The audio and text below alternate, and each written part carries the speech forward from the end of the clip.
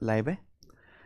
नमस्ते मेरे भारतवर्ष के प्यारे प्यारे भाइयों, कैसे हैं आप सभी? प्यारे दोस्तों, YouTube पर वाद विवाद के इस दौर में आदर्श विद्यार्थी, मेहनती विद्यार्थी, अव्वल विद्यार्थी, सिलेक्शन लेने वाला विद्यार्थी वही बनेगा जो अपना रिश्ता पढ़ाई से जोड़ेगा। प्यारे दोस्तों, ठीक है ना? क्योंकि पढ़ाई ही सबसे जरूरी है। सब लोग आपको छोड़ के चले जाएंगे, सब लोग, आपके घर वाले भी, वो भी, YouTube पे आप जो देख के अपने मन को प्रफुल्लित करते रहते हो वो भी, अगर आप कामयाब नहीं हुए। ठीक है बच्चों, तो पढ़ाई से अपना रिश्ता नाता जोड़िए। कैसे आप स्टूडेंट जी? अरे स्टूडेंट देवता, कैसे हो? कहां हो? जिंदा हो? रोटी वोटी खा रहे हो कि नहीं? घर वाले टाइम से रोटी पानी दे रहे हैं कि नहीं? बताइए, डांट तो नहीं रहे हैं भाई? तबीयत ठीक है तुम्हारी? लास्ट टाइम कब रोए थे सिसक के, हैं जी? ए बालको, तो प्यारे दोस्तों आप देख पा रहे हैं ये है ज्योमेट्री, ज्यामिति। देखो, ज्योमेट्री का मतलब है जाइंट चैप्टर। ओए इतना बड़ा का मुटका हल्क जैसा चैप्टर आज हम शुरू कर रहे हैं। ये ज्योमेट्री की पहली क्लास है, क्लास 1। और आज हम पढ़ने वाले लाइंस एंड एंगल, रेखा और कोण। ठीक है प्यारे भाई, रिफ्रेश कर दो एक बार, लाइन एंड एंगल, रेखा और कोण। ठीक है बच्चों, ये जो हम अपनी एप्लीकेशन सिलेक्शन वे पर सिलेक्शन बैच पढ़ाते हैं, उस सिलेक्शन बैच की ज्योमेट्री की फर्स्ट लाइव क्लास है, जो YouTube पर डेमो की फ्री भी चल रही है प्यारे दोस्तों, है ना? ये फर्स्ट लाइव क्लास है जो YouTube पर फ्री है। इसके बाद की क्लासेस केवल एप्लीकेशन पर होंगी। भाई इतने तेज कमेंट मत करो, मुझे दिखता नहीं है। राम राम जी, हेलो गुरुजी, हेलो प्यारे बच्चों, ठीक हो? हाँ जी, ज्योमेट्री का सिस्टम हैंग करेंगे हम लोग, लाइंस एंड एंगल्स, रेखा व कोण। ठीक है प्यारे बच्चों, देखिए कितना बड़ा सिलेबस है भाई साहब, लौंडों के काबू में नहीं आता। लड़का अर्थमेटिक मैथ पढ़ता है, एडवांस मैथ पढ़ता है, नंबर सिस्टम पढ़ता है, स्टैटिक्स पढ़ता है, डीआई पढ़ता है, जब जाके सिलेबस खत्म होता है। सारे चैप्टर को मिला दिए जाएं तो गणित में टोटल 35 चैप्टर हैं, छोटे बड़े मिला के 35 चैप्टर्स। बेटा मेरी बात गौर से सुनेगा, जितना भी गणित का सिलेबस है, सबसे बड़ा चैप्टर कौन सा है? ज्योमेट्री। आप एसएससी का पेपर दीजिए, आप रेलवे का पेपर दीजिए, आप डिफेंस सीडीएस का कोई पेपर दीजिए, पेपर में सबसे ज्यादा आने वाला चैप्टर कौन सा है? ज्योमेट्री। तो ज्योमेट्री पूरे मैथमेटिक्स का सबसे बड़ा, पेपर में सबसे ज्यादा सवाल पूछे जाने वाला और बच्चों की हड्डियां खड़े खड़े गला देने वाला चैप्टर है मेरे भाई। बच्चा पढ़ना तो शुरू करता है, लेकिन 90% बच्चा बीच में ही दम तोड़ देता है। बहुत से अध्यापक गण ऐसे ही उड़ उड़ के पढ़ाते हैं जैसे सुपरमैन उड़ता है फिल्मों में, यानी कि बहुत ही आधा अधूरा सा ज्योमेट्री पढ़ाते हैं। ज्योमेट्री की असली औकात, असली कदर बच्चों को समझ में आती है प्री का पेपर देने के बाद। क्योंकि जब प्री के पेपर में वो देखता है कि भैया 4 से 5 सवाल ज्योमेट्री का और ससरा बन नहीं रहा एक भी, तो उसके मुंह पे जो घूंसा पड़ते हैं उसके बाद उसको अकल आती है, फिर वो मेंस में जो है पढ़ता है। तो ऐसी गलती आप ना करें, अभी से पढ़ें। ये मान के चलिए अर्थमेटिक के 4 चैप्टर पढ़ने के बराबर अकेला चैप्टर ज्योमेट्री है। आप अर्थमेटिक में एवरेज पढ़िए, रेशियो पढ़िए, पार्टनरशिप पढ़िए, टाइम स्पीड एंड डिस्टेंस पढ़िए। ये 4 चैप्टर से जितना सवाल आएगा उतना अकेला एडवांस मैथ में ज्योमेट्री से सवाल आएगा। समझ में आया ना मेरे भाई? तो पहले आप इस चैप्टर की इज्जत बनाइए प्यारे दोस्तों मन में, है दोस्त। अभी जब से टीसस के नया वेंडर आया है एसएससी में, तो ज्योमेट्री और मेंसुरेशन, इन दोनों का वेटेज बहुत ज्यादा और भी बढ़ गया है ना? अभी मेंस का पेपर हुआ, सीजीएल का मेंस, सीएचएल का मेंस, 30 क्वेश्चन में से 7-7, 8-8 क्वेश्चन ज्योमेट्री से पूछे गए हैं कि नहीं? रेलवे के पेपर में भी ज्योमेट्री आती है बेसिक वाली, और डिफेंस के पेपर में भी आती है। तो अगर हम इस चैप्टर की बात करें, बिल्कुल बेसिक से, देखो बिल्कुल स्क्रैच से, एकदम कूड़ा से शुरू करेंगे प्यारे बच्चों, ठीक है ना? और आसमान मोतियों तक जाएंगे मेरे भाई जी। तो ज्योमेट्री जिसे हम कहते हैं हिंदी में ज्यामिति, 9वीं क्लास में ना ज्योमेट्री है, 9वीं में, शायद अब 10वीं में हो गई होगी। तो 9th और 10th क्लास में स्कूल में जो बच्चा ज्योमेट्री पढ़ता है वो सारी की सारी ज्योमेट्री आपके सिलेबस में है और वो फिर से पढ़नी है ना बच्चों। मैंने पहली बता दिया कि पूरे गणित का सबसे बड़ा चैप्टर है ज्योमेट्री। ये स्टूडेंट लोगों की ईगो से भी बड़ा है, ठीक है बच्चों। मतलब बच्चों की ईगो शांत करने का अगर कोई हथियार है ना, यही है प्यारे बच्चों, ज्योमेट्री। ज्योमेट्री को मैंने 14 हिस्सों में बांटा है और इसकी 14 शीट बनाई है। इस चैप्टर में टोटल 14 सीट होंगी प्यारे बच्चों। कितनी सीट होंगी? 14। जब मैं आपको ज्योमेट्री पढ़ाऊंगा तो मैं थ्योरी भी कराऊंगा, फॉर्मूला भी लिखवाऊंगा, उनका प्रूफ भी करवाऊंगा, उन पे एग्जाम्पल भी कराऊंगा, है ना बच्चों। लेकिन उसके बाद मैं प्रीवियस ईयर के क्वेश्चंस की और नए क्वेश्चंस की प्रैक्टिस भी कराऊंगा। तो इसमें प्यारे बच्चों इस चैप्टर में क्वेश्चंस होंगे 800 से ज्यादा। 800 से ज्यादा क्वेश्चंस लाइव क्लास में खड़े होके मैं आपको करवाऊंगा मेरे भाई, समझे। चलिए, कितनी क्लास होंगी?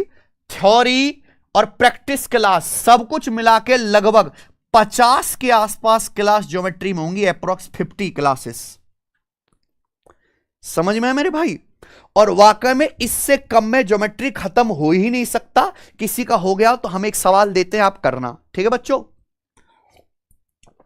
प्रीवियस ईयर का ही। तो प्यारे भाई ये ज्योमेट्री का असली भौकाल सिस्टम है। तो इस चैप्टर को पढ़ने के लिए बालक के अंदर बड़ा पेशेंस चाहिए। भगवान राम जैसा पेशेंस चाहिए, कितना धैर्य और धीरज था। लेकिन आज के बालक में पेशेंस है ही नहीं। तो बेटा पेशेंस लाइए, ठीक है ना। हम ये पढ़ना शुरू करते हैं, आपकी मेरी ट्यूनिंग बैठेगी तो कुछ समय के बाद हम अर्थमेटिक मैथ भी शुरू करेंगे, ठीक है ना बच्चों। फिर 2 स्लॉट हो जाएगा, एक स्लॉट में एडवांस मैथ, एक स्लॉट में अर्थमेटिक मैथ। ऐसा कुछ भी नहीं है कि बहुत हार्ड है, नहीं, बिल्कुल भी हार्ड चैप्टर नहीं है, बहुत इजी और बहुत इंटरेस्टिंग चैप्टर है ना। बहुत इजी, बहुत इंटरेस्टिंग, आपने पढ़ा नहीं है बस। क्लियर है।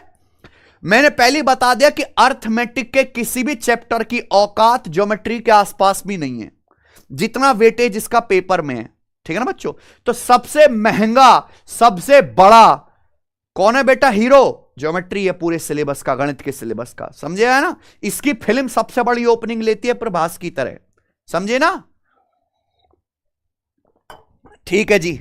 तो ये होने वाला है, आप देखिए। तो पेशेंस चाहिए इसको पढ़ने के लिए, ऐसा नहीं थुड़का सा पढ़े और खत्म हो गया, ना ना ना। एकदम कुर्सी टिका के आपको बैठना है प्यारे बच्चों, बिल्कुल बेसिक से होगा, चिंता मत करिए। चाहे आप एसएससी का पेपर दें, चाहे आप रेलवे का पेपर दें, चाहे आप डिफेंस सीडीएस वगैरह का कोई पेपर दें, हर तीनों ही टाइप के एग्जाम में ज्योमेट्री आती है। समझ में प्यारे बच्चों, तीनों ही टाइप के एग्जाम में।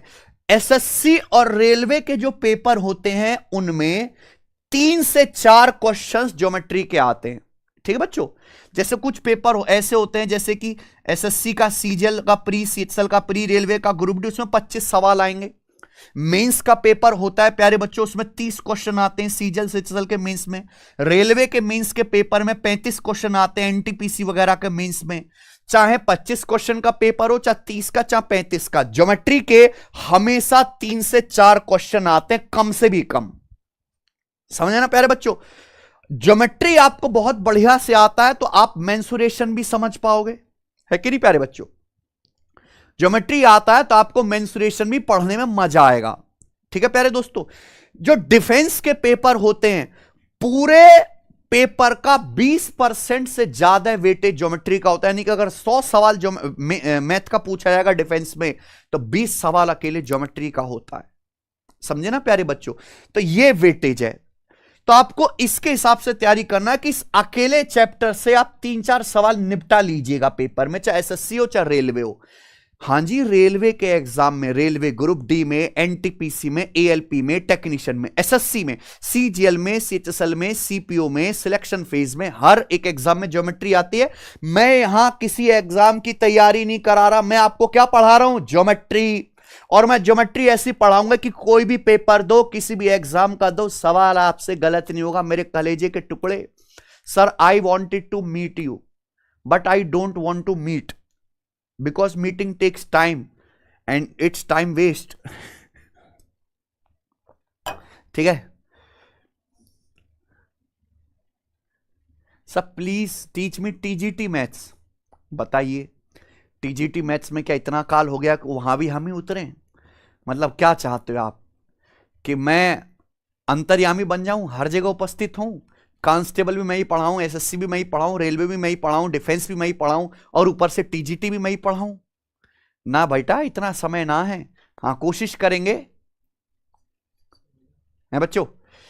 अगर किसी ने ये सिलेक्शन बैच पढ़ ले, क्लास पढ़ लिया, आप कोई सा गणित का पेपर दो मेरे भाई, कुछ रुकने वाला नहीं है, सब होगा प्यारे दोस्त। ठीक है, समझ में आया? तो एसएससी या रेलवे में 3 से 4 क्वेश्चन ज्योमेट्री के आते हैं, बहुत बड़ा वेटेज है। अब जब मैं आपको ये चैप्टर पढ़ाऊंगा, ठीक है, तो सारी बेसिक थ्योरी तो हम पढ़ाएंगे, साथ साथ 2018 से लेके अभी 2025 चल रहा है ना, 2025 के पेपर अभी चल रहे हैं, अब ये चल रहा है 2026 तक, सीट में अपडेट करूंगा।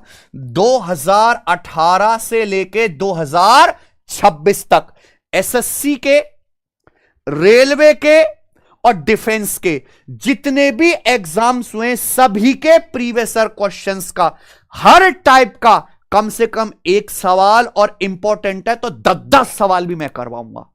समझ? यानी कि ये चैप्टर मैं ऐसा पढ़ाऊंगा मेरे भाई कि आपको कोई किताब खरीदने की जरूरत नहीं, आपको पीडीएफ कोई खोलने की जरूरत नहीं, आपको यूट्यूब पे भटकने की जरूरत नहीं, आपको कोई क्लास नोट्स की जरूरत नहीं, आपको कोई प्रीवियस ईयर लगाने की जरूरत नहीं।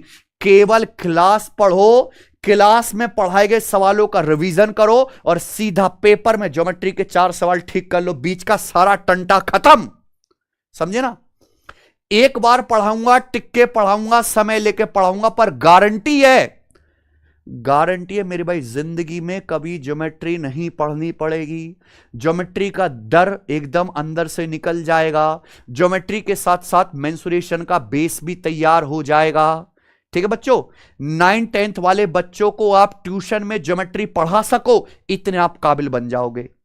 समझे ना मेरे भाई? ओके, आप बोलोगे हाँ जी सर। हम किस किस एग्जाम के क्वेश्चंस डाले हैं प्यारे बच्चों? सीजीएल के, सीएचएसएल के, सीपीओ के, सिलेक्शन फेज के। ठीक है ना बच्चों? एमटीएस जीडी में कम आता है। रेलवे के सभी एग्जाम के क्वेश्चंस में कराऊंगा, है भाई। एनटीपीसी 12th लेवल, ऐसा नहीं कि रेलवे वाले बच्चों को अलग से पढ़ना पड़ेगा, सब इसी में होगा। एएलपी के, पैरामेडिकल के, सेक्शन कंट्रोलर के, ग्रुप डी के।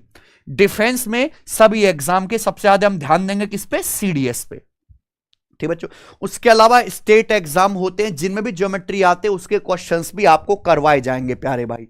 तो ये सब रहने वाला है। ठीक है, ये आज पहली क्लास है, लाइव क्लास डेमो। देखो, क्लास शुरू करने से पहले मैं आपको बता दूं कि हमारी एप्लीकेशन टेस्ट रैंकिंग पर एक ऑफर है, क्योंकि हमारा बर्थडे था। क्या बर्थडे फड्डे, हटाओ, मैं बात बताता हूं। टेस्ट रैंकिंग पर जो टेस्ट सीरीज हम बनाते हैं, प्रीवियस ईयर का पिछले 5 साल का सब फ्री है। जो नए टेस्ट सीरीज जिसमें नए क्वेश्चन है, प्रीवियस ईयर के अलावा साल में एक ही बार ऑफर आता है, और मात्र 24 घंटे के लिए मैंने एक्सटेंड करा है। 24 घंटे के लिए ₹1 में सभी एग्जाम की टेस्ट सीरीज आपको एप्लीकेशन पर मिल जाएगी। अभी सिलेक्शन वे टेस्ट रैंकिंग हमारी एप्लीकेशन है प्यारे बच्चों, ठीक है ना, आपकी अपनी एप्लीकेशन है।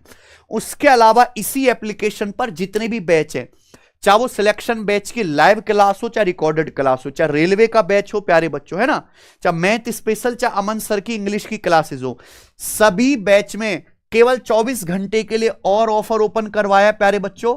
ये गगन सर 31 आप कूपन कोड लगाओगे तो हर बैच की फीस में आपको 31% डिस्काउंट मिलेगा। ये पहली बार और इस साल में आखिरी बार है। ठीक है बच्चों, तो जो बच्चे तैयारी करना चाहते, जिनका टारगेट है 2027 में होने वाले पेपर, कि 2026 के तो अब शुरू हो गया, 2026 का पढ़ने का समय नहीं है, समय गया।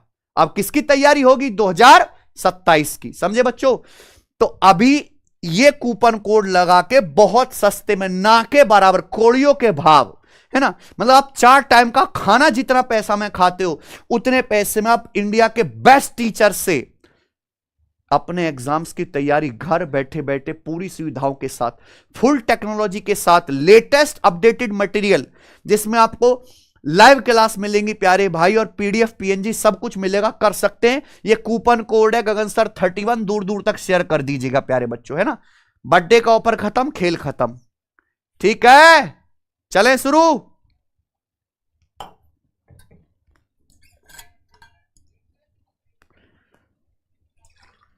है प्यारे बच्चों, किसी का कोई डाउट तो नहीं? Sir is it enough for banking? Yes it is enough, but banking में ज्योमेट्री नहीं आता है, समझे?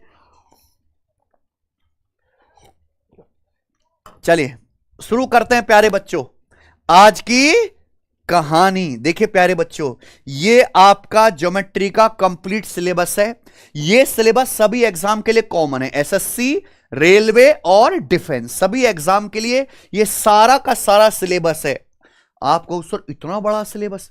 ये पूरे गणित का सिलेबस नहीं है सचिन, ये ज्योमेट्री के एक चैप्टर का सिलेबस है, पूरे गणित का नहीं है बेटा। इसका अलग सिस्टम है, अलग भौकाल है, आप समझो। मतलब हम सिलेबस में चैप्टर देखते हैं, इस ससुरा चैप्टर के अंदर चैप्टर लेकर घूम रहा है, समझे? तो मैंने पूरे ज्योमेट्री के 14 हिस्से बनाए और जिस ऑर्डर में बेस्ट ऑर्डर है, मैंने इतनी बढ़िया सीक्वेंसिंग कर रखी है कि आपको मजा आ जाएगा पढ़ के, वाकई में आनंद आ जाएगा। और आप नाप के देख लेना कि आज जितना वजन है, ज्योमेट्री पढ़ के उसकी खुशी से आपका वजन कम से कम 1 किलो बढ़ जाएगा और 100 ग्राम कम से कम खून बढ़ जाएगा। ठीक है बच्चों, उसको डोनेट कर देना आप, समझे?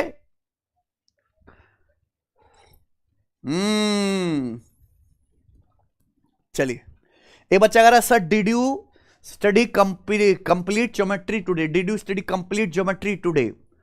बेटे कंप्लीट ज्योमेट्री टुडे में नहीं होती, टुडेज में, डेज में पूरी होती है बेटा, डेज में। डेज कितना? 50 दिन। टुडे में नहीं होती है। अपने मन का बहम निकाल दो। आप YouTube पे मीठी कहो 3 घंटा में ज्योमेट्री खत्म, वाह अब तो मेरा हो गया ठीक। आप अपने आप को पागल बना रहे हो, ठीक है ना बच्चों? ऐसा बात नहीं है। आइए प्यारे बच्चों, तो ज्योमेट्री की जो पहली शीट है प्यारे बच्चों, है ना, मैंने 14 हिस्से बनाए ज्योमेट्री के। ज्योमेट्री की पहली शीट जो हम आज से शुरू कर रहे हैं, इसमें क्या है? लाइंस एंड एंगल, रेखा और कोण। रेखा और कोण आते हैं सवाल, लाइन एंड एंगल। दूसरी जो शीट होगी, त्रिभुजों के एंगल वाले सवाल होंगे, है ना, आंतरिक कोण, बाह्य कोण, है ना बच्चों। और इनइक्वालिटी ऑफ ट्रायंगल। इनइक्वालिटी मतलब त्रिभुज कब बनेगा, कब नहीं बनेगा, बनेगा तो कैसा त्रिभुज बनेगा, समझे प्यारे बच्चों? तीसरी जो शीट होगी वो होगी त्रिभुज का एरिया, त्रिभुज का क्षेत्रफल, पाइथागोरस थ्योरम की, Pythagorean triplet, sine rule, cosine rule, interior और एक्सटीरियर एंगल बाइसेक्टर थ्योरम, आंतरिक कोण और बाह्य कोण समद्विभाजक प्रमेय। ये सारा कंटेंट तीसरी सीट में होगा। चौथी सीट में क्या होगा? सिमिलरिटी ऑफ ट्रायंगल, त्रिभुजों की समरूपता। आता है एक सवाल फिक्स्ड है ना, एक सवाल फिक्स है। पांचवी सीट में क्या होगा? कॉन्ग्रुएंसी ऑफ ट्रायंगल, त्रिभुजों की सर्वांग समता। छठी सीट में क्या होगा? इन सेंटर यानी कि त्रिभुज का अंतः केंद्र। सातवीं सीट में सरकम सेंटर एंड ऑर्थो सेंटर, परिकेंद्र और लंब केंद्र। आठवीं सीट में हम पढ़ेंगे सेंट्रॉइड त्रिभुज का केंद्रक। नौवीं सीट में हम पढ़ेंगे समबाहु त्रिभुज और समद्विबाहु त्रिभुज के बारे में, इक्विलेटरल ट्रायंगल और आइसोसेलेस ट्रायंगल के बारे में। 10वीं सीट में हम पढ़ेंगे केवल समकोण त्रिभुज, राइट एंगल ट्रायंगल के बारे में। फिर ट्रायंगल खत्म हुआ, 10 सीट पे जाके आपका ट्रायंगल खत्म होगा। फिर क्या आएगा? क्वाड्रेटल यानी कि चतुर्भुज। चतुर्भुज में सबसे पहले हम क्या पढ़ेंगे? स्क्वायर और रेक्टेंगल, वर्ग और आयत, समझे ना। उसके बाद हम क्या पढ़ेंगे? पैरेललोग्राम, समांतर चतुर्भुज, रोम्बस, समचतुर्भुज और ट्रिपेजियम, समलंब चतुर्भुज। अभी एसएससी जीडी का पेपर हुआ, आंसर किया ही, हर शिफ्ट में एक सवाल रोम्बस का है, हर शिफ्ट में 60 की 60 शिफ्ट में एक एक सवाल रोम्बस का है, समझे ना प्यारे बच्चों। पढ़ना पड़ेगा बेटा, ठीक है, ये हम पढ़ेंगे। उसके बाद चतुर्भुज खत्म हो गया, फिर क्या आ गया? सर्कल। क्या आएगा? सर्कल। सर्कल के एंगल वाले जितने भी सवाल होते हैं, कोण से संबंधित प्रश्न, जिसमें आपको क्या निकाले? एंगल की वैल्यू, वो आएगा सीट नंबर 13 में। और सबसे आखिर में सर्कल की स्पर्श रेखा, सीकेंड छेदक रेखा, कॉर्ड यानी कि जीवा, डायरेक्ट और ट्रांसवर्स कॉमन टेंजेंट, सीधी और तिरछी स्पर्श रेखा, और कॉमन कॉर्ड, उभयनिष्ठ जीवा। इनके जितने भी सवाल होंगे, जितने भी टाइप बनेंगे, 14 सीट में बनेंगे प्यारे बच्चों, है ना। हर चीज का जितना वेटेज है उसके हिसाब से मैं क्वेश्चंस आपको कराऊंगा। जैसे सर्कल, सबसे ज्यादा ज्योमेट्री में क्या इंपॉर्टेंट है, सर्कल, तो सर्कल के मैं आपको 200 क्वेश्चंस कराऊंगा। मैं पहले बता रहा हूं कि मैं आपको घर से एक भी सवाल करने के लिए नहीं कहूंगा। मैं कह रहा हूं कि प्रीवियस ईयर की किताबों में ज्योमेट्री के पन्ने में लाइटर लगा दो, आपको कुछ भी करने की जरूरत नहीं है, क्योंकि सब कुछ मैं ही क्लास में कराऊंगा। केवल क्लास पढ़ लो और रिवीजन कर लो, ठीक है बच्चों, सारा कुछ यहीं पे होगा प्यारे दोस्त, ठीक है बच्चों, समझ में आया, ठीक है। और इतना करने में, सारा कॉन्सेप्ट, थ्योरी, एग्जाम्पल सब कुछ करने में हमारी लगभग अप्रोक्स 50 के आसपास क्लासेस होंगी। एक बार पढ़ाऊंगा, टिक के पढ़ाऊंगा, जिंदगी में दोबारा नहीं पढ़ना पड़ेगा, ठीक है प्यारे बच्चों। So please do not stop this speed test series for this chapter.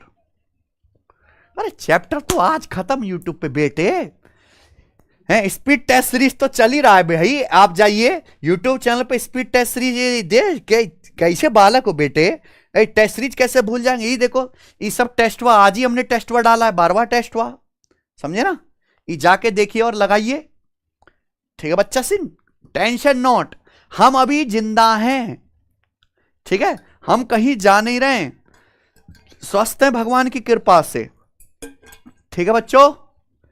बच्चा अगर आप पेड है या यूट्यूब पर है, एप्लीकेशन पर है, पेड है ना, मैं बेसिक थ्योरी यूट्यूब पे पढ़ाने में विश्वास करता ही नहीं हूं कि कोई बच्चा नहीं लेता सीरियस उसको, ठीक है ना, कोई कंप्लीट नहीं पढ़ता, किसी का फाउंडेशन स्ट्रांग नहीं होता अगर वो एवरेज बच्चा है प्यारे भाई। यूट्यूब को मैं बताता हूं केवल बच्चों को प्रैक्टिस के लिए, यूट्यूब पे केवल मैं प्रैक्टिस कराता हूं, बेसिक थ्योरी कॉन्सेप्ट डिटेल में जो है बैच में ही कराता हूं, ठीक है ना मेरे भाई, सिंपल सा फंडा है मेरा। आइए बच्चों शुरू करते हैं, तो सबको समझ में आए। देखिए मेरा पढ़ाने का स्टाइल ये रहेगा कि ज्योमेट्री के जितने भी कॉन्सेप्ट हैं, देखिए हर एक कॉन्सेप्ट की, हर एक परिभाषा की मैंने इस तरीके से पीपीटी बनवाई है, जो हिंदी में भी होगी और इंग्लिश में भी होगी, ठीक है ना बच्चों। आप बोलोगे यस सर, बिल्कुल इस तरीके से पीपीटी बनी हुई है, उसमें चित्र बना हुआ है, हिंदी इंग्लिश बाइलिंगुअल होगा, तो इससे क्या है कि हमारा समय बचेगा, और ये सब क्लास की पीपीटी मैं आपको दूंगा भी, ठीक है ना बच्चों, ये सारी क्लास की पीपीटी मैं आपको दूंगा भी, जिससे कि आप जो है पढ़ पाओ। ओके चलिए तो शुरू करते हैं प्यारे बच्चों, ज्योमेट्री। पहला कॉन्सेप्ट प्यारे बच्चों, ज्योमेट्री की पहली परिभाषा पॉइंट। क्या है प्यारे बच्चों, पॉइंट, जिसे हिंदी में हम लोग क्या कहते हैं, बिंदु। पॉइंट जिसे हम हिंदी में क्या कहते हैं प्यारे बच्चों, बिंदु। क्या होता है पॉइंट, बताइए, What is a point? Point क्या होता है, बता मेरे भाई, क्या होता है पॉइंट, पॉइंट या बिंदु। पॉइंट एक ऐसी ज्योमेट्रिक लोकेशन है, एक ऐसी ज्योमेट्रिक लोकेशन जिसकी ना तो कोई लंबाई होती है, ना कोई चौड़ाई होती है, ना ही कोई मोटाई होती है। पॉइंट एक ऐसी एग्जैक्ट लोकेशन है जिसकी ना तो कोई साइज है, ना ही कोई लंबाई है, ना ही कोई चौड़ाई है, ना ही कोई गहराई या मोटाई होती है। यानी कि पॉइंट का कोई रंग रूप आकार नहीं होता। तो पॉइंट या बिंदु क्या है, एक जीरो डायमेंशन फिगर है। जीरो डायमेंशन क्या होता है, ये लंबाई चौड़ाई मोटाई, इनको हम क्या कहते हैं, डायमेंशन। तो पॉइंट जो है प्यारे बच्चों एक ऐसी ज्योमेट्रिक लोकेशन है जिसका ना तो कोई लंबाई है, ना ही चौड़ाई है, ना ही मोटाई है प्यारे बच्चे। और पॉइंट एक जीरो डायमेंशन फिगर है। ध्यान से सुनिएगा प्यारे बच्चों, कागज पर पेन की नोक सीधी रख देने से जो बनता है प्यारे बच्चों, वही क्या कहलाता है, पॉइंट कहलाता है। देसी भाषा में कहें, सादे कागज पर एक पेन की नोक रख देने से जो आकृति बनती है वो क्या कहलाती है, पॉइंट कहलाती है। तो पॉइंट जो है प्यारे बच्चों स्थान तो बताता है कि यहां है, लेकिन पॉइंट कोई आकार नहीं बताता। जैसे प्यारे बच्चों ये प्लेन, मान लीजिए प्यारे बच्चों ये एक प्लेन है, समतल। क्या है ये, समतल, कहीं उबड़ खाबड़ नहीं है, तो हम इससे क्या बोलते हैं, प्लेन या समतल। ये समतल है, ये मेरा पेन है, तो अगर मैं इस पेन को इस प्लेन में ऐसे छुआ दूंगा, छुआ दिया मैंने। तो ये जो बना है प्यारे बच्चों, ये क्या है? पॉइंट। इसकी ना तो कोई लंबाई है, इसकी ना कोई चौड़ाई है, ना ही कोई मोटाई है। समझे ना प्यारे बच्चों? तो पॉइंट एक 0 डायमेंशन फिगर है। तो भैया कागज के ऊपर पेन की नोक रख देने से जो आकृति बनती है वो एक लोकेशन बताती है। वो लोकेशन ही क्या होती है? पॉइंट। ठीक है बच्चों, पॉइंट को हमेशा कैपिटल लेटर से डिनोट करते हैं। जैसे कि ये एक पॉइंट बन गया, हमेशा इसको अंग्रेजी के कैपिटल लेटर से लिखोगे। जैसे कैसे लिखेंगे? Point A. जैसे आप सब लोगों का नाम है ना, रिंकू, भल्लाल देव, आप सबके नाम है इस तरीके से। तो ऐसे पॉइंट के भी नाम होते हैं। तो पॉइंट का नाम अंग्रेजी के बड़े अक्षर से दिया जाता है। Point A, point B, point C है, या पॉइंट एक्स, या पॉइंट वाई, या पॉइंट जेड, इस तरीके से। ऐसे नहीं लिखेंगे कि पॉइंट स्मॉल ए, गलत है वो। पॉइंट स्मॉल बी ऐसे नहीं लिखेंगे प्यारे बच्चों, ठीक है ना? हमेशा कैसे लिखेंगे? कैपिटल लेटर से लिखते हैं। समझ में आया प्यारे बच्चों? आप बोलोगे जी सर बिल्कुल सही, बहुत अच्छी तरीके से समझ में आ गया।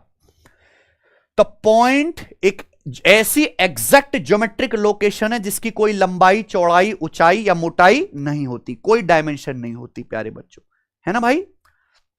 चलिए, अब पॉइंट प्यारे दोस्तों ध्यान से सुनिएगा। अब जैसे मैंने आपके सामने जगह बनाई, इस जगह में तो बहुत सारे पॉइंट हैं। यहां भी पॉइंट है, यहां भी एक पॉइंट है, यहां भी पॉइंट है, यहां भी पॉइंट है। बहुत सारे पॉइंटों को मिलाने से क्या बना है? प्लेन या समतल बना है ना बच्चों?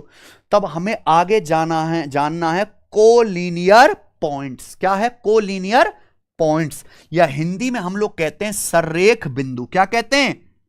संरेखीय बिंदु। कोलिनियर पॉइंट्स हिंदी में क्या कहते हैं? संरेखीय बिंदु। भाई कम से कम तीन या तीन से ज्यादा। अगर बिंदु एक ही सीध में आ जाए, तो क्या कहलाते हैं? कोलिनियर पॉइंट्स या संरेखीय बिंदु कहलाते हैं। संरेखीय, क्या लिखा है? संरेखीय यानी कि समान रेखा पर स्थित बिंदु। समझ में आया प्यारे बच्चों? कम से कम तीन या तीन से ज्यादा बिंदु अगर एक ही सीध में आ जाते हैं, एक ही सीध में, तो क्या कहलाते हैं? वो कोलिनियर पॉइंट्स कहलाते हैं, है ना बच्चों? तीन या तीन से अधिक बिंदु एक रेखा पर एक दूसरे के चाहे पास में हो चाहे दूर दूर हो, क्या कहलाते हैं? संरेख कहलाते हैं। जैसे एग्जांपल के लिए ये 4 बिंदु हैं, ए, बी, सी और डी। ठीक है बच्चों, ये 4 बिंदु एक ही सीधी रेखा में आ रहे, एक ही सीध में आ रहे हैं। ऐसा तो है नहीं कोई ऊपर हो गया कोई नीचे हो गया। तो ये चारों बिंदु ए, बिंदु बी, बिंदु सी, बिंदु डी, ये क्या है? कोलिनियर है, यानी कि संरेखीय है। समझ में आया? आगे non collinear points. Non collinear points Hindi में इनको क्या कहेंगे? असंरेख बिंदु। असंरेख बिंदु, समझ ना प्यारे बच्चों? तो असंरेख बिंदु क्या होंगे? भाई कम से कम 3 या 3 से ज्यादा। क्योंकि देखो आप 2 बिंदु बनाओ, 2 बिंदु तो हमेशा एक सीध में आ ही जाएंगे, मिला दो कहीं से मिला ही जाएंगे। तो कम से कम 3 हो या 3 से ज्यादा। ऐसे बिंदु जो एक सीध में नहीं आते, जो एक सीध में नहीं होते, उनको क्या कहलाते हैं? नॉन कोलिनियर, असंरेखीय कहलाते हैं। क्या कहलाते हैं? असंरेखीय, यानी कि एक समान रेखा पर स्थित नहीं होंगे। समझे बच्चों? जैसे कि 3 बिंदु हैं, ए, बी और सी। ए, बी और सी अलग अलग है बेटा, ये एक सीध में तो नहीं है, ये तो आड़े टेढ़े हो गए, एक सीध में नहीं है ना। तो ये तीनों बिंदु ए, बी, सी क्या? Non collinear. सबको समझ में आया? मुझे लगता है सबको मेरी बात अच्छी तरीके से समझ में आएगी। देख लीजिए प्यारे बच्चों,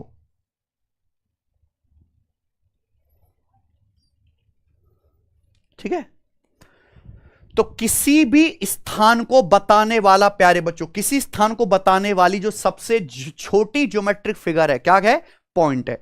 पॉइंट एक ऐसी एग्जैक्ट लोकेशन है जिसकी कोई लंबाई, चौड़ाई या मोटाई नहीं होती, यानी कि पॉइंट 0 डायमेंशन है।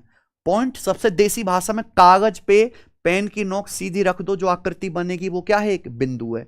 बिंदु को हमेशा अंग्रेजी के बड़े अक्षरों से लिखा जाता है। कोलिनियर पॉइंट जो एक सीध में आए, नॉन कोलिनियर पॉइंट जो एक सीध में ना आए। खत्म। कितनी देसी बात है बच्चों?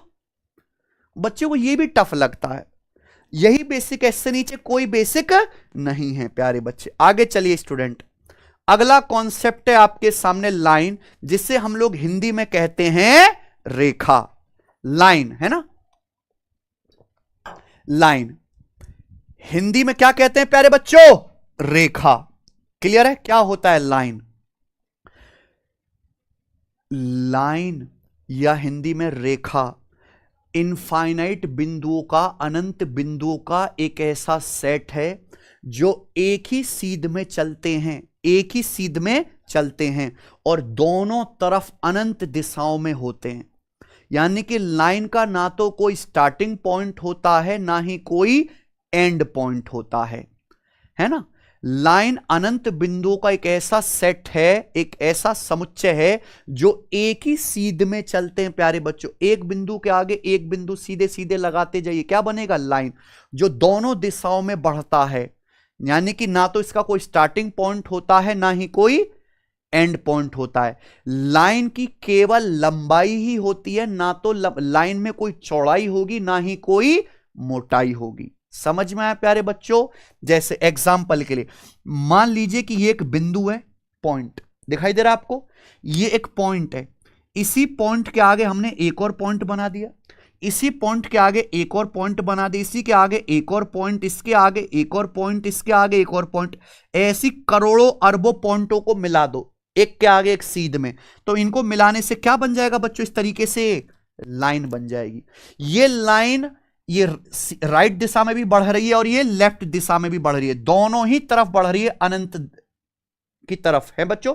यानी कि ना तो इसका कोई अंत बिंदु है, कहां अंत होगी, ना ही कोई इसका स्टार्टिंग पॉइंट है कि लाइन कहां से स्टार्ट होती है। समझ में आया प्यारे बच्चों? आप बोलोगे जी सर इस लाइन में केवल लंबाई ही लंबाई है, ना तो इसकी कोई चौड़ाई है ना ही इसकी कोई मोटाई या गहराई है। समझे? आप बोलोगे जी सर बिल्कुल सही, बहुत अच्छी तरीके से समझ में आ गया, ठीक है ना।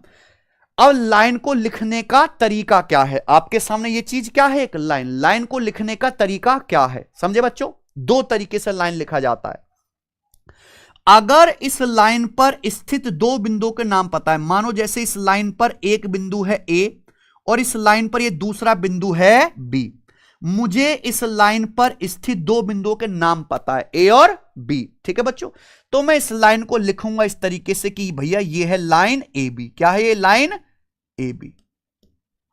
समझ में? कैसे लिखूंगा? Line A B. जैसे आपका नाम, पता नहीं कैसे कैसे नाम रखते हो भाई तुम लोग, कैसे नाम से आईडी बनाते हो तुम? अपना ओरिजिनल नाम से आईडी क्यों नहीं बनाते? कोई कैप्टन रख रहा है, कोई राजा कुमार रख रहा है, कोई भोजपुरी का राजा रख रहा है, टीटू भयंकर रख रहा है। अपना ओरिजिनल नाम खराब है तुम्हारा, कुर्री नाम रखा है मम्मी पापा ने, जो शर्म आती है ओरिजिनल नाम से आईडी बनाने में, है? चलिए, तो देखिए हर फिगर को हमें लिखने का एक तरीका है ना, हर चीज को नाम दिया जाता है। तो लाइन को लिखने का तरीका क्या है प्यारे बच्चों? कि अगर लाइन पर स्थित दो बिंदुओं के नाम पता है, जैसे इस लाइन पर माना ये बिंदु ए है या बिंदु ए बी है, तो लाइन को ऐसे लिखा जाएगा लाइन ए बी। कैसे लिखा जाएगा? Line A B. दूसरा तरीका यह है कि भैया नहीं पता, हमें नहीं पता कि इस लाइन पर क्या बिंदु हैं, उनके नाम क्या हैं, तो हम ऐसे कह सकते हैं, मान लीजिए कि जैसे एक लाइन है, ये एक लाइन है, तो सिंपल कह लीजिए कि भाई साहब इसका नाम है लाइन और अंग्रेजी का कोई छोटा लेटर, जैसे line small L, line small X, line small P, line small N. समझे ना बच्चों? अंग्रेजी का कोई छोटा लेटर, तो ये लाइन है प्यारे बच्चों। बताओ समझ में आया कि नहीं आया? ठीक है जी, ओके। तो लाइन एक ऐसा सीधा पथ है, लाइन एक ऐसा स्ट्रेट पाथ है, एक ऐसा सीधा पथ जिसमें केवल लंबाई होती है, कोई चौड़ाई और मोटाई नहीं होती, जो दोनों दिशाओं में आगे बढ़ती है, जो दोनों ही दिशाओं में आगे बढ़ते हैं, दोनों डायरेक्शन में, ठीक है बच्चों, लेफ्ट राइट, पूरा पश्चिम। समझे ना प्यारे बच्चों? दूसरा, लाइन पर इनफाइनाइट पॉइंट होते हैं। आप देखो लाइन में छोटे छोटे बहुत सारे बिंदु, इसके आगे एक बिंदु, बहुत सारे छोटे छोटे छोटे छोटे बिंदु को हमने सीधे मिला दिया तो ही तो लाइन बनी है। ये लाइन को लिखने के दो तरीके, मुझे लगता है समझ में आ गया होगा बच्चों। आया ना? चलिए आगे चलते हैं प्यारे मित्र। चलिए अब line, type of line, line कितने प्रकार की होती हैं प्यारे बच्चों? ठीक है ना, लाइंस कितने प्रकार की होती हैं? ठीक है, पहला है स्ट्रेट लाइन, यानी कि सीधी रेखा, स्ट्रेट लाइन, सीधी रेखा। तो तो ये स्ट्रेट लाइन है। स्ट्रेट लाइन वो होते जो किसी भी बिंदु पर अपनी दिशा नहीं बदलती। देखो बिल्कुल सीधा, यही है ओरिजिनल लाइन, यही है ओरिजिनल लाइन, यही है प्यारे बच्चों, है ना। वह लाइन जो किसी भी बिंदु पर अपनी दिशा नहीं बदलती। अगर एक बिंदु है तो अगला बिंदु उसी के आगे आएगा, ऊपर या नीचे नहीं होगा, है ना। अगले बिंदु के आगे ही अगला बिंदु, ऐसे आप करोड़ों बिंदु सेट कर दो, क्या बन जाएगी, लाइन। ठीक है बच्चों, तो हम इसे कहते हैं स्ट्रेट लाइन। इस लाइन पर जैसे दो बिंदु है ए और बी, तो क्या पढ़ेंगे इसको, लाइन ए बी। दूसरा है कर्व लाइन। क्या है, कर्व लाइन, हिंदी में कहते हैं वक्र रेखा। ठीक बच्चों, हालांकि ज्योमेट्री में आपको इसकी जरूरत नहीं पड़ेगी। कर्व लाइन, ये देखिए, ये देखिए प्यारे बच्चों, जैसे रस्सी की डोरी को आप कंपन करो, सारे बिंदु क्या हुए, ऊपर नीचे झूल गए, ऊपर नीचे झूल गए, लेकिन हैं एक के आगे एक ही, बस सीध में नहीं है, है ना। सारे बिंदु झूल गए ऊपर नीचे, लेकिन है एक के आगे एक ही प्यारे बच्चों, बस सीध में नहीं है, तो क्या कहलाती है, कर्व लाइन कहलाती है ना। ये कोई ओरिजिनल लाइन नहीं है प्यारे बच्चों। असली जो चीज है वो क्या है, आपका जो सिलेबस में स्ट्रेट लाइन, सीधी रेखा। आगे चलते हैं प्यारे बच्चों, आपके सामने आएगा intersecting line, intersecting lines, intersecting lines. हम दो लाइनों की बात कर रहे हैं, इंटरसेक्टिंग लाइंस। ठीक बच्चों, हिंदी में इनको कहते हैं प्रतिच्छेदी रेखाएं। क्या कहते हैं प्यारे बच्चों, इंटरसेक्टिंग लाइंस को हिंदी में हम लोग प्रतिच्छेदी रेखाएं, समझे मेरे भाई, प्रतिच्छेदी रेखाएं। इंटरसेक्टिंग का लाइन मतलब क्या है, एक आदमी ऐसे चल रहा है, दूसरा आदमी इस सड़क पे चल रहा है, भाई दोनों कहीं ना कहीं काट देंगे एक दूसरे को, तो ये लाइन क्या कहलाएंगे, इंटरसेक्टिंग लाइंस। सबको मेरी बात समझ में आ गई है, कोई तकलीफ, सबको बात क्लियर है। आप बोलोगे जी सर बिल्कुल क्लियर है। यानी कि यदि दो या दो से अधिक लाइन एक दूसरे को काटती हैं तो उन्हें क्या कहा जाता है, प्रतिच्छेदी रेखाएं कहा जाता है। जैसे एक लाइन आपकी ये ए बी है और दूसरी लाइन क्या है, ये पी क्यू। समझे बच्चों, ये कहां काट रही हैं, इस बिंदु पर काट रही हैं, तो ये क्या है, इंटरसेक्टिंग लाइंस। जहां ये एक दूसरे को काटते हैं उसे कहा जाता है इंटरसेक्टिंग पॉइंट, या हिंदी में कहते हैं इसको प्रतिच्छेदन बिंदु। एक दूसरे का प्रतिच्छेद कर दिया, एक दूसरे का रास्ता काट दिया, क्या कहलाता है, ये प्रतिच्छेदन बिंदु है। सचिन क्या है प्यारे स्टूडेंट, ये प्रतिच्छेदन बिंदु। समझे बच्चों, आप बोलोगे यस सर बिल्कुल। आगे आगे आपके सामने परपेंडिकुलर लाइंस, या हिंदी में लंबवत रेखाएं। क्या है, लंबवत रेखाएं, समझा। परपेंडिकुलर लाइंस, देखो शब्द में लाइन नहीं बोल रहा, क्या बोल रहा हूं, लाइंस। लाइंस मतलब मैं दो लाइनों के बारे में बात कर रहा हूं, समझे हैं। परपेंडिकुलर लाइंस, परपेंडिकुलर लाइंस का मतलब ऐसी दो लाइन बिल्कुल एक के ऊपर एक सीधी खड़ी कर दो, एक के ऊपर एक सीधी खड़ी कर दो प्यारे बच्चों, समझे। जैसे कि ये लाइन ए बी है, बिल्कुल इसके ऊपर एक दूसरी लाइन खड़ी कर दीजिए एक्स वाई, यानी कि इनके बीच में ये एंगल कितने डिग्री का बनेगा, 90 डिग्री का। इनके बीच में कितने डिग्री का कोण बनेगा, 90 डिग्री का। तो ये कहलाती है परपेंडिकुलर लाइंस, या हिंदी में लंबवत रेखाएं। जी इन सभी का क्लास नोट्स में मिलेगा, सारे कॉन्सेप्ट का, सारे सवालों का एप्लीकेशन पर, ठीक है ना बच्चों। तो ऐसी दो लाइंस प्यारे बच्चे जो एक सीधी लाइन के ऊपर बिल्कुल ये लाइन खड़ी कर दीजिए जो एक दूसरे को यहां 90 डिग्री के कोण पर काटे, क्या कहलाती हैं, परपेंडिकुलर लाइंस कहलाती हैं। समझे प्यारे बच्चों, आप बोलोगे जी सर बिल्कुल सही, अच्छी तरीके से समझिए, परपेंडिकुलर लाइंस या हिंदी में लंबवत रेखाएं। आइए आगे चलते हैं। अगला क्या है प्यारे बच्चों आपके सामने, यहां पर कॉनकरेंट लाइंस। कॉनकरेंट लाइंस क्या है अगला, कॉनकरेंट लाइंस। हिंदी में इनको कहते हैं प्यारे बच्चों समवर्ती, नहीं समवर्ती भी शब्द है, पर बढ़िया शब्द क्या है, संगामी रेखाएं। क्या है, संगामी रेखाएं।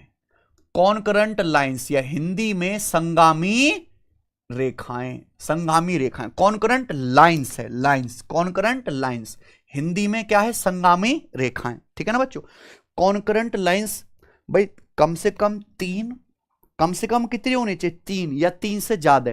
अगर लाइन एक ही बिंदु से होके जाती, एक ही बिंदु पे कट करती हैं, तो वो सारी लाइन क्या कहलाती हैं, कॉन्करेंट लाइन कहलाती हैं। देखो आप दो आड़ी टेढ़ी लाइन खींचो, वो तो कम से कम एक जगह काटेंगे काटेंगे, लेकिन हो सकता है तीसरी लाइन अलग जगह काटे, अलग कट गए ना। अब तो मुझे कम से कम 3 या 3 से ज्यादा लाइन होनी चाहिए जो एक ही बिंदु पर काटे, वो सारी लाइंस क्या कहलाते हैं, कॉन्करेंट लाइंस, या हिंदी में संगामी रेखाएं। 3 या 3 से अधिक रेखाएं जो एक ही बिंदु से होकर गुजरती हैं, संगामी रेखाएं या समवर्ती रेखाएं या कॉन्करेंट लाइंस कहलाती हैं। सबको मेरी बात समझ में आ गई, क्लियर है सचिन, ठीक चल रहा है सब, कोई तकलीफ इनको, कॉन्करेंट लाइंस। चलिए ये हो गया कॉन्सेप्ट। अब आपके सामने आएगा प्यारे स्टूडेंट अगला पॉइंट नंबर 8 जो रह गया यहां पे, बताइए क्या रह गया अब यहां पे। अच्छा यहां पे ना एक छूट गया है, एक सेकंड मेरे भाई, यस यस ये छूट गया था प्यारे बच्चों बीच में, आइए आइए, ठीक है। अगली तरह की लाइन कौन सी है, पैरेलल लाइंस या समांतर रेखाएं। पैरेलल लाइंस है हिंदी में क्या कहते हैं हम लोग, समांतर रेखाएं, पैरेलल लाइंस। पैरेलल लाइंस सभी जानते हैं, ऐसे दो प्रेमी युगल, ऐसे दो गर्लफ्रेंड बॉयफ्रेंड जिनका कभी मिलन नहीं होता, जो हमेशा जिंदगी भर जुदाई में ही रह जाते हैं, जो कभी एक दूसरे से नहीं मिलते। तो ऐसी दो लाइन जो एक दूसरे से कभी नहीं मिलती, एक दूसरे को कभी नहीं काटती, क्या कहलाती हैं, समांतर रेखाएं। जैसे कि प्यारे बच्चों ये एक लाइन है एल, ये एक लाइन है एल, ठीक बच्चों। मान लीजिए प्यारे भाई कि ये एक लाइन है, ये वाली लाइन दिख रही है आपको, ये लाइन है एल, और ये दूसरी लाइन है प्यारे बच्चों एम। ये लाइन मान लीजिए रेलगाड़ी की पटरियों की तरह, रेलगाड़ी की पटरी कभी मिलेंगी, दिल्ली से चलो मुंबई तक उनके बीच की दूरी वही रहती है, वही रहती है कि नहीं, तो क्या है वो पैरेलल लाइन, समांतर रेखाएं।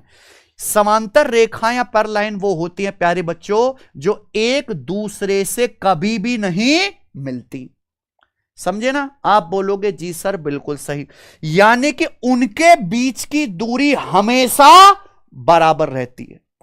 पैरेलल लाइन के बीच की दूरी हमेशा हर जगह क्या रहती है, बराबर रहती है। जैसे यहां पे दोनों लाइन है, ये 90 डिग्री का एंगल, ये 90 डिग्री का एंगल, तो इनके बीच की दूरी कितनी नापोगे पैमाने से, स्केल से, डी।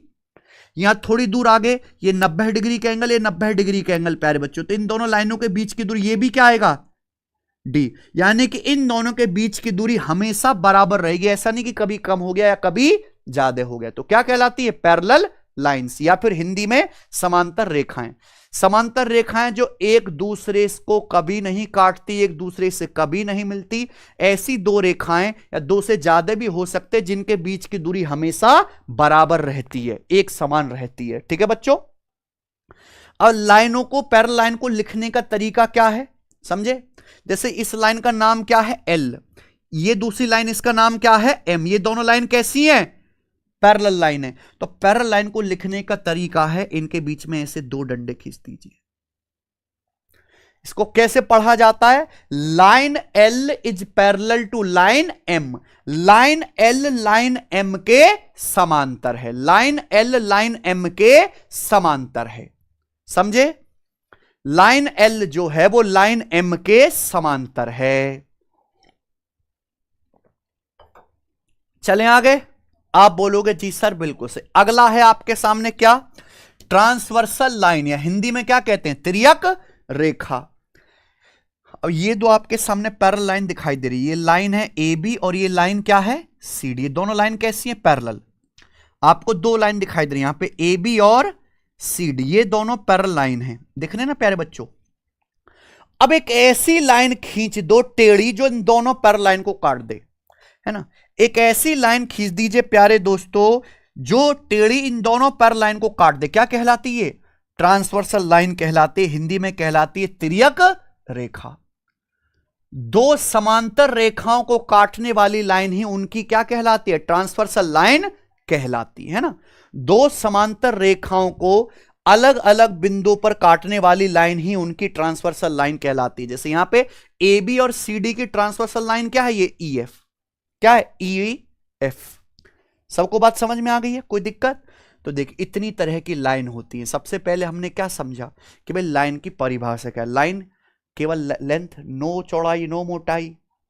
बहुत सारे अनंत बिंदुओं को सीध में जोड़ दिया जाए, क्या बन जाती है, स्ट्रेट लाइन बन जाती है। सिंपल परिभाषा समझी। फिर हमने समझा कि लाइन कितने प्रकार की हैं, सीधी रेखा, कर्व रेखा, intersecting lines, perpendicular lines, parallel line, transversal line, उसके बाद कॉन्करेंट लाइंस। समझे ना बच्चों? तो ये सब शब्द हैं जो सवालों में इस्तेमाल होंगे। अब आपको इनका मतलब ही नहीं पता होगा तो क्या आप सवाल कर पाओगे, है कि नहीं बच्चों? चले आगे चलते हैं। अब नेक्स्ट अगला कॉन्सेप्ट आपके सामने। अगला कॉन्सेप्ट क्या है जी? Line segment. हिंदी में क्या कहते हैं, रेखा खंड। लाइन सेगमेंट हिंदी में क्या कहते हैं प्यारे बच्चों? अगला कॉन्सेप्ट है रेखा खंड। तो देखो नाम में क्लियर है, रेखा खंड। खंड मतलब टुकड़ा, रेखा का एक टुकड़ा। समझे ना प्यारे बच्चों? देखिए, लाइन तो अनंत लंबाई की होती है। लाइन की लंबाई, किसी लाइन की लंबाई कितनी होती है? अनंत, है ना भाई? ध्यान से मेरी बात आप सुनिएगा प्यारे बच्चों। अनंत बिंदुओं को एक के आगे एक सीध में सेट कर दिया जाए तो लाइन बन जाती है जो दोनों दिशाओं में आगे बढ़ती है, पूर्व पश्चिम। कोई प्रॉब्लम? तो ये क्या है, यहां पर एक लाइन है। ये क्या है स्टूडेंट? लाइन। अब ध्यान से सुनिएगा, दो निश्चित बिंदुओं के बीच की दूरी को ही हम क्या कहते हैं? रेखाखंड कहते हैं। समझ? इस लाइन पर बहुत सारे बिंदु हैं, है कि नहीं प्यारे बच्चों? इस लाइन पर बहुत सारे बिंदु हैं। मान लीजिए मैंने एक बिंदु ए पकड़ लिया, दूसरा बिंदु बी। तो ए और बी के बीच की दूरी, ये ए और बी के बीच की दूरी आप पैमाने से नाप सकते हो ना, है ना बच्चों? ए और बी के बीच की दूरी ये आप स्केल से नाप सकते हो। तो ये जो दूरी है प्यारे बच्चों, ये जो लेंथ है, इसी लेंथ को क्या बोलते हैं हम? लाइन सेगमेंट बोलते हैं। समझ? तो दो फिक्स्ड पॉइंट के बीच की दूरी को ही हम लोग क्या कहते हैं? किसी लाइन पर स्थित दो फिक्स पॉइंट के बीच की दूरी को ही हम क्या बोलेंगे? लाइन सेगमेंट बोलते हैं प्यारे बच्चों, है ना? तो लाइन सेगमेंट की लंबाई फिक्स होती है। ये वन डायमेंशन ही है प्यारे बच्चों। वन डायमेंशन का मतलब केवल लेंथ है, इसकी कोई चौड़ाई या मोटाई नहीं है। ठीक बच्चों, केवल इसकी लेंथ है। ठीक है प्यारे बच्चों? तो हम क्या पढ़ेंगे, जैसे मान लीजिए इस लाइन सेगमेंट की ए और बी के बीच की दूरी x सेंटीमीटर है, तो हम पढ़ेंगे लाइन सेगमेंट ए बी बराबर x सेंटीमीटर। ठीक है ना बच्चों? कोई तकलीफ? तो दो निश्चित बिंदुओं के बीच की दूरी, लाइन पर स्थित दो निश्चित बिंदुओं के बीच की दूरी लाइन सेगमेंट कहलाती है।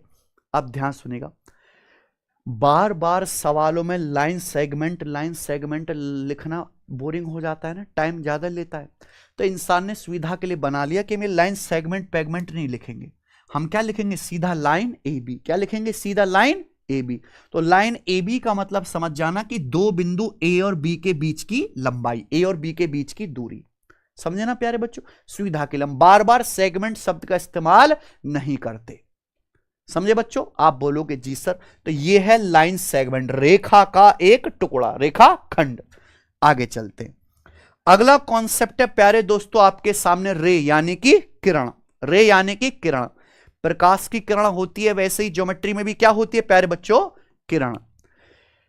लाइन का ना तो कोई स्टार्टिंग पॉइंट होता है ना ही कोई एंड पॉइंट होता है, दोनों दिशा में लाइन आगे बढ़ते सीधी सीधी।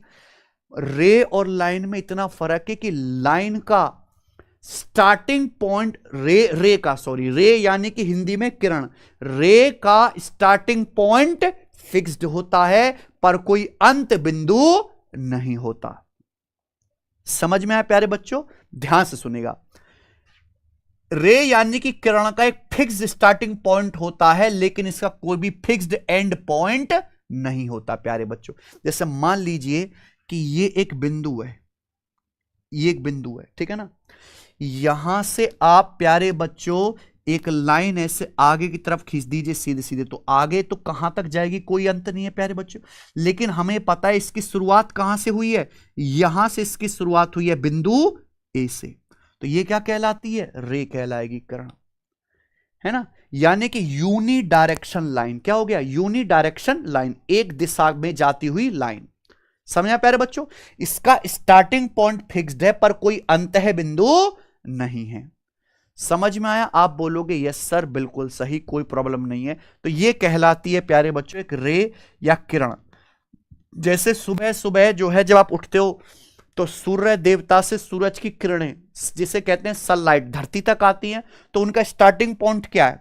सन, और यहां धरती की जमीन पे आके वो टकरा रही हैं, अंदर भी जा रही हैं प्यारे बच्चों। तो वो क्या है? रे है, एक किरण है जिसका स्टार्टिंग पॉइंट तो है पर अंतः बिंदु कहीं नहीं है। ठीक बच्चों, अब रे या किरण को लिखा कैसे जाता है? रे जहां से स्टार्ट होती है, मान लीजिए उस बिंदु का नाम है ए। क्या नाम है? ए। इस रे पर कोई दूसरा बिंदु जिसका नाम है बी, तो रे कैसे चल रही है? ये रे या किरण चल रही है ए से बी की तरफ, ए से बी की तरफ, तो इसे लिखा जाता है रे ए बी, रे ए बी। बस ये कि यहां ऊपर आपको एरो लगाना है, ए बी, एरो लगाना है ऊपर। एरो लगाने का मतलब है कि आपको ए से बी की तरफ एक किरण चलानी है जो स्टार्ट ए से होगी और बी से होते हुए आगे जाएगी। तो स्टार्ट ए से होगी और बी से निकलते हुए आगे जाएगी प्यारे बच्चों। समझ में आया ना? तो ये है रे ए बी या किरण ए बी। सबको मेरी बात समझ में आई? ठीक है बच्चों? आगे चले। तो ये है लाइन सेगमेंट रे। अगला कॉन्सेप्ट, अगला, और अभी तक मैंने जितने भी कॉन्सेप्ट बताए सबसे इंपॉर्टेंट सब लोग अपनी कॉपी में लिख लेंगे, एंगल या हिंदी में कोण। एंगल या हिंदी में कोण। बताइए क्या होता है प्यारे बच्चों? एंगल क्या होता है?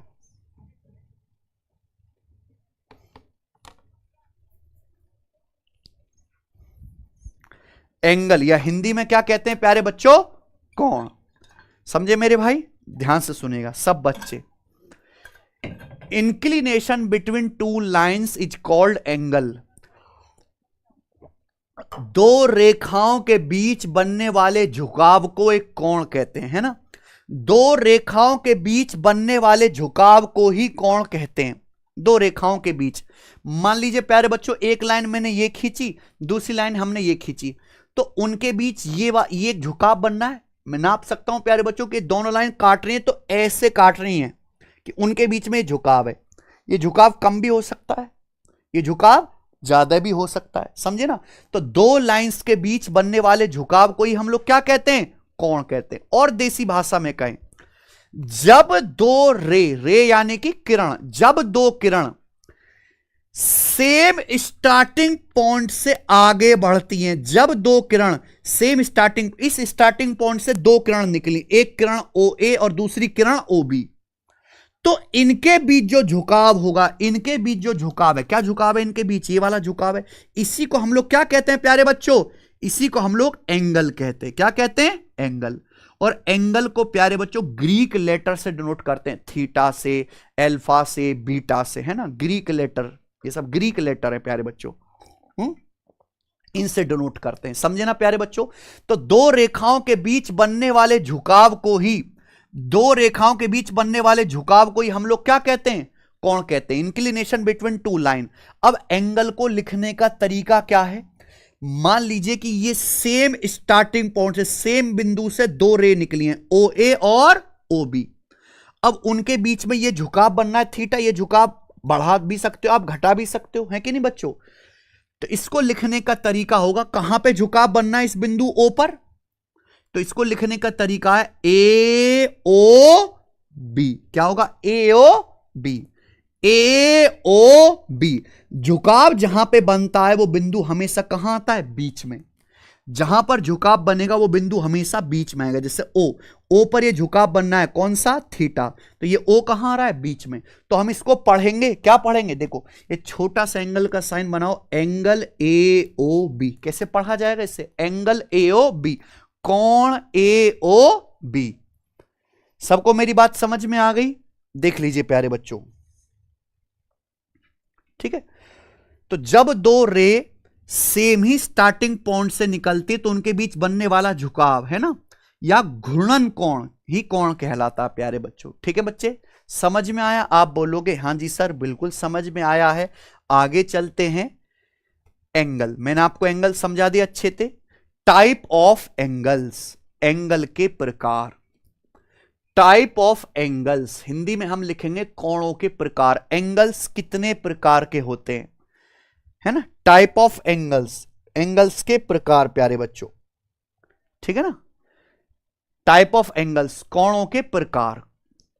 कोण देखिए साइज के हिसाब से कोणों को नाम दिए गए, साइज के हिसाब से कोणों को नाम दिए गए, ठीक है बच्चों। तो सबसे पहले आपको समझना है कंप्लीट एंगल, या हिंदी में क्या कहते हैं, पूर्ण कोण। कंप्लीट एंगल हिंदी में क्या कहते हैं प्यारे बच्चों, पूर्ण कोण। कंप्लीट एंगल क्या होता है, कंप्लीट एंगल, जब कोई रे, ध्यान सुनना है सचिन, जब कोई रे अपने स्टार्टिंग पॉइंट के चारों ओर घूमकर सेम स्थिति में वापस आ जाती है, तो एक जो कंप्लीट रिवोल्यूशन हुआ है, एक जो कंप्लीट चक्कर हुआ है, वो 360 डिग्री का कहलाता है। नहीं समझे। मान लीजिए प्यारे बच्चों कि ये एक रे है, एक किरण है, जिसका स्टार्टिंग पॉइंट क्या है, ओ है। अब मैं इस किरण को ऐसे घुमाना शुरू करता हूं, घुमाना, तो घुमाऊंगा तो थोड़ी देर के बाद ये इधर आ जाएगी, यानी कि कितना घूम गई, इतना घूम गई, इतना घूम गई। और घुमाता हूं प्यारे बच्चे इसको पकड़ के, तो थोड़ी देर बाद मान लीजिए यहां आ गई, तो घूम के कहां आ गई, यहां आ गई। और घुमाता हूं तो इस रे को घुमाते घुमाते कहां घुमा रहा हूं, पॉइंट ओ पर ही घुमा रहा हूं, घुमाते घुमाते अगर ये वापस इसी के ऊपर आ जाती है, वापस इसी के ऊपर आ जाते प्यारे बच्चों, तो कंप्लीट जो एंगल घूमा गया, यही एंगल है 360 डिग्री। यानी कि 360 डिग्री के एंगल को हम लोग क्या कहते हैं प्यारे बच्चों, एक कंप्लीट एंगल कहते हैं। क्या कहते हैं प्यारे स्टूडेंट, कंप्लीट एंगल। 360 डिग्री के एंगल को हम लोग कंप्लीट एंगल कहते हैं। समझ में आया। देखिए आप कहोगे सर इसे 360 डिग्री ही क्यों कहते हैं, इसको सर 100 डिग्री क्यों नहीं कहा इंसान ने। देखिए हर चीज को नापने के लिए कुछ ना कुछ इंसान को बेस लेना पड़ता है। जैसे आपने 1 किलो का बाट देखा है, 1 किलो का बाट इतना बड़ा है, इतना बड़ा क्यों नहीं है। 1 मीटर देखा, 1 मीटर इतना लंबा है बच्चों, आपके घर से दूसरे मोहल्ले तक क्यों नहीं है ना बच्चों। तो लंबाई नापने के लिए, वजन नापने के लिए, द्रव नापने के लिए, है ना बच्चों, टेम्परेचर नापने के लिए इंसान को कुछ ना कुछ बेस बनाना है। वैसे ही कि भाई जब इंसानों ने देखा कि हम यार यहां से चलना शुरू करें, पूरा एक चक्कर लगा के वापस आ सकते हैं, तो इसको क्या नाम दे, तो इंसानों ने कहा इसको चलो 360 डिग्री कहते हैं। 360 डिग्री क्यों, क्योंकि इसके 4 टुकड़े करना आसान है। दूसरा कि हमारी जो पृथ्वी है वो एक चक्कर सन का लगाती है कितने दिनों में, 365 दिनों में। 365 दिनों में लगाती है। 365 के नजदीक आसान सा नंबर इंसान को कौन सा दिखा है, 360। तो वहां से 360 आया ये 360, इसलिए कि इस 360 डिग्री के अगर 4 टुकड़े किए जाएं, 4 टुकड़े, तो आसानी से 4 टुकड़े हो जाएंगे। कितना, 90 डिग्री, 90 डिग्री, 90 डिग्री और 90 डिग्री। समझा ना प्यारे बच्चों। तो हमारी कैलकुलेशन क्या रहती है, आसान रहती है। समझ में ना प्यारे बच्चों। ठीक है, तो ये है आपका कंप्लीट एंगल। ठीक है मेरे भाई, ओके। तो जब कोई किरण अपने प्रारंभिक बिंदु के चारों ओर एक पूर्ण चक्कर लगाकर पुनः यथावत स्थिति में आ जाती है, तो ये कंप्लीट चक्कर जो है 360 डिग्री का कहलाता है। समझ में आया प्यारे बच्चे। आप बोलोगे यस सर बिल्कुल सही, अच्छी तरीके से समझ में आया, कोई परेशानी नहीं है। ठीक है, 360 डिग्री का अगर 4 बराबर टुकड़े कर दिए जाएं, तो ये हर एक टुकड़ा कितने डिग्री का होगा, 360 बटे 4, 90 90 90 डिग्री का होगा प्यारे बच्चों, है कि नहीं प्यारे भाई। सबको मेरी बात समझ में आई। ठीक है, अब आगे चलते। आपके सामने एक्यूट एंगल या हिंदी में न्यून कोण, एक्यूट एंगल या हिंदी में न्यून कोण। एक्यूट एंगल क्या होता है, 90 डिग्री समझते हो प्यारे बच्चों। ये एक पूरा चक्कर कितना है प्यारे बच्चों, 360 डिग्री। 4 बराबर टुकड़े करे तो कितना हुआ, 90 डिग्री। 90 डिग्री मतलब एक लाइन ये है प्यारे बच्चों, और दूसरी लाइन ये 2 लाइन है। इन दोनों के बीच में ये जो कोण है ये कितने डिग्री का है, 90 डिग्री का। ये जो एंगल बन रहा है कितने डिग्री का बन रहा है प्यारे बच्चों, 90 डिग्री का। 360 के 4 बराबर हिस्से हुए। समझ में आया प्यारे बच्चों? आप बोलोगे हाँ जी सर। तो यहां पे दो लाइन है, एक लाइन है आपकी ये एक रे वाली रे है और एक ये वाली रे है, इनके बीच में जो एंगल बन रहा है ये कह रहा आता है 90 डिग्री का। समझे? आप बोलोगे यस सर। एक्यूट एंगल या न्यून कोण वो एंगल होता है 0 डिग्री से बड़ा और 90 डिग्री से छोटा। 0 डिग्री से बड़ा और 90 डिग्री से छोटे एंगल को हम लोग एक्यूट एंगल कहते हैं। एक्यूट एंगल या न्यून कोण होता है 0 डिग्री से बड़ा 90 डिग्री से छोटा, है ना, 90 डिग्री से छोटा, 0 डिग्री से बड़ा। 0 डिग्री का एंगल है भाई, ये लाइन है, इसी के ऊपर एक और, ये एक रे है, ये एक रे है, इसी के ऊपर एक और रे खींचो तो एक रे के ऊपर दूसरी रे, इनके बीच में कोई झुकाव नहीं हुआ तो कितने डिग्री का कोण है दोनों रे के बीच में? 0 डिग्री का। लेकिन अगर मैं इस रे को ऊपर की ओर उठाऊं, है ना, ये एक रे है बच्चों, इसी को मैं घुमाता हूं, रोटेट करता हूं तो ये एक और दूसरी रे आ गई, इनके बीच में ये जो एंगल बन रहा है, जाहिर सी बात है ये एंगल 90 डिग्री से छोटा होगा। मान लीजिए ये कोण है आपका 50 डिग्री का, तो 50 डिग्री का कोण कैसा है? Acute angle. समझे प्यारे बच्चों? न्यून कोण। तो 90 डिग्री से जो छोटे कोण है 70 डिग्री, 60 डिग्री, 65 डिग्री, 58 डिग्री, वो एक्यूट एंगल या हिंदी में न्यून कोण कहलाते हैं। समझे प्यारे बच्चों? आप बोलोगे जी सर समझ गए। नेक्स्ट अगला स्टूडेंट आपके सामने राइट एंगल या हिंदी में समकोण। राइट एंगल या हिंदी में समकोण। राइट एंगल का मतलब प्यारे बच्चों क्या है? राइट एंगल बताओ।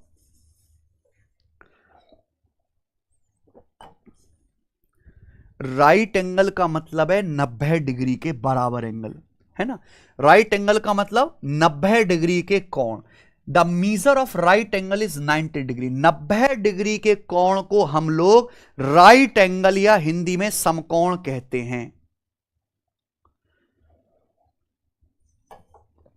ठीक है प्यारे बच्चों? 90 डिग्री के एग्जैक्ट एंगल को हम लोग राइट एंगल या समकोण कहते हैं। जैसे मान लीजिए कि ये दो रे या किरण है OA और OB, ये दो लाइन है OA और OB, इनके बीच में ये एग्जैक्ट 90 डिग्री का कोण बन रहा है ना बच्चों। तो ये क्या है? एक राइट एंगल है। ये बनना है एंगल AOB, ये 90 डिग्री के बराबर है। तो ये एंगल AOB क्या है? एंगल AOB एक राइट एंगल यानी कि समकोण है। सबको समझ में आया? ध्यान से सुनेगा। अगर दो लाइन के बीच में, मैंने अभी पढ़ाया था, अगर दो लाइन के बीच में 90 डिग्री का कोण बनता है, समझे प्यारे बच्चों, तो कहलाती हैं परपेंडिकुलर लाइंस, हिंदी में लंबवत रेखाएं। क्या कहलाती हैं? अगर दो लाइंस के बीच में 90 डिग्री का कोण बनता है तो वो परपेंडिकुलर लाइंस या हिंदी में लंबवत रेखाएं कहलाती हैं। समझे प्यारे बच्चों? आप बोलोगे हाँ जी सर। जैसे यहां पे दो परपेंडिकुलर लाइंस हैं, एक लाइन है OB और दूसरी है OA, इनके बीच में ये बनने वाला कोण है 90 डिग्री। तो इसको लिखने का तरीका है, आप ऐसे लिखना, ऐसे लिखना प्यारे बच्चों। कैसे लिखा जाएगा प्यारे बच्चों? इसको लिखा जाएगा OA is perpendicular to OB। ये जो साइन है ना, ये वाला जो साइन है, ऐसे और ऐसे, इसको कहते हैं हम लोग परपेंडिकुलर। क्या कहते हैं प्यारे बच्चों? इसको परपेंडिकुलर। इसका मतलब होता है 90 डिग्री का कोण। ठीक है बच्चों? तो OA is perpendicular to OB, इस तरीके से लिखा जाता है। अगर दो लाइन के बीच में 90 डिग्री का कोण है तो परपेंडिकुलर लाइंस या हिंदी में लंबवत रेखाएं कहलाती हैं। जैसे कि इस चित्र में OA और OB के बीच में 90 डिग्री का कोण है, तो कैसा एंगल हुआ? Right angle.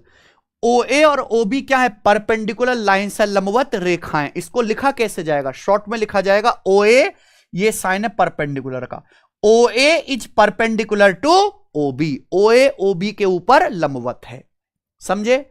मुझे लगता है सबको मेरी बात समझ में आ गई है। ठीक है जी, आगे चलते। अगला कॉन्सेप्ट है आपके सामने प्यारे बच्चों, सब लोग अपनी कॉपी में लिखेंगे। अगला कॉन्सेप्ट ऑब्ट्यूस एंगल, हिंदी में अधिक कोण। ऑब्ट्यूस एंगल, हिंदी में अधिक कोण। ऑब्ट्यूस एंगल क्या होता है? 90 डिग्री से अधिक पर 180 डिग्री से कम, 90 से बड़े और 180 डिग्री से छोटे एंगल को हम लोग ऑब्ट्यूस एंगल या हिंदी में अधिक कोण कहते हैं। समझे ना? अब देखो, ये वाली रे और ये वाली रे, ये एग्जैक्ट 90 डिग्री का एंगल है। अगर मैं यहां बनाऊंगा, सॉरी, अगर मैं यहां 90 डिग्री से छोटा एंगल बनाऊंगा तो ये वाला एंगल क्या बन जाएगा प्यारे बच्चों? एक्यूट एंगल बन जाएगा। लेकिन जब मैं 90 डिग्री से आगे बढ़ूंगा, 90 डिग्री से अधिक झुकाव लूंगा, तो ये वाला झुकाव क्या कहलाएगा? ऑब्टूस एंगल। क्या कहलाएगा प्यारे बच्चों? ये अधिक कोण कहलाएगा। तो ये आपके सामने एक अधिक कोण है। ये एंगल ऐसा है तो जो देखो 90 डिग्री से आगे बढ़ चुका है पर 180 डिग्री से छोटा है ना बच्चों? जैसे कि आपके सामने मैं बनाता हूं 130 डिग्री का कोण, तो 130 डिग्री का कोण मैं आपसे कहूं तो 90 डिग्री से बड़ा बनेगा लेकिन 180 डिग्री से छोटा रहेगा। तो जैसे 130 डिग्री का कोण है, मान लीजिए एग्जांपल के लिए, तो कैसा एंगल है ये? एक ऑब्टूस एंगल है, अधिक कोण। ठीक है बच्चों, 90 डिग्री से बड़ा और 180 डिग्री से छोटे कोण को हम लोग ऑब्टूस एंगल या हिंदी में अधिक कोण कहते हैं। समझ में आया मेरे भाई? चले आगे चलते। अगला है आपके सामने स्ट्रेट एंगल। स्ट्रेट एंगल,